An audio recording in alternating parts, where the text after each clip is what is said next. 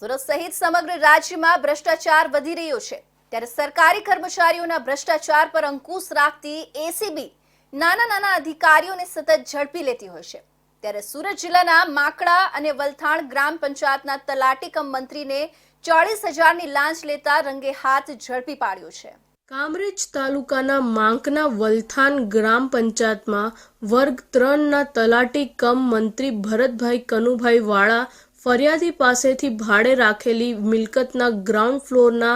વેરા બિલમાં ઉલ્લેખ ન થતો હોય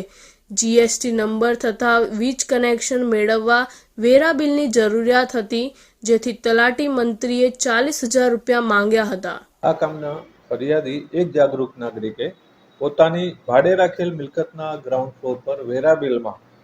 ગ્રાઉન્ડ ફ્લોરની મિલકતનો ઉલ્લેખ ન હોય, જે સબબ તેઓએ વલથાણ અને માંડણા ગ્રામ પંચાયતના તલાટી કમ મંત્રી જે આ કામના આરોપી ભરત કનુભાઈ વાળા તલાટી કમ મંત્રીનાઓનો સંપર્ક કરતા તેઓએ આ કામ માટે ફરિયાદી પાસે ₹40,000ની માંગણી કરેલી, જે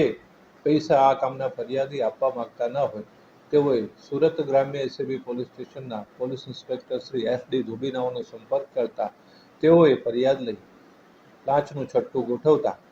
આ કામના આરોપી ભરત કનુભાઈ વાળા તલાટી કમ મંત્રી માકણા અને વલથાણ ગ્રામ પંચાયત પોતાની કચેરીમાં ₹40,000ની લાંચ લેતા પકડાઈ ગયેલ છે। તલાટી મંત્રીએ વલથાણ ગ્રામ પંચાયતની કચેરીમાં જ 40,000 રૂપિયાની લાંચ લેવાનું નક્કી કર્યું હતું। વેરા બિલમાં ઉલ્લેખ કરવો હોય તો ₹40,000 આપો તો તમારું કામ થઈ જશે તેમ જણાવી મિલકતના વેરા બિલમાં સુધારો કરી આપવાના અવેજ પેટે 40,000 રૂપિયાની લાંચની માંગણી કરી હતી। લાંચની રકમ ફરિયાદી આપવા માંગતા ન હોય એસીબીનો સંપર્ક કરી ફરિયાદ આપી હતી, જે આધારે લાંચના છટકા દરમિયાન ફરિયાદી સાથે હેતુલક્ષી વાતચીત કરી લાંચની રકમ સ્વીકારતા પકડાઈ ગયા હતા।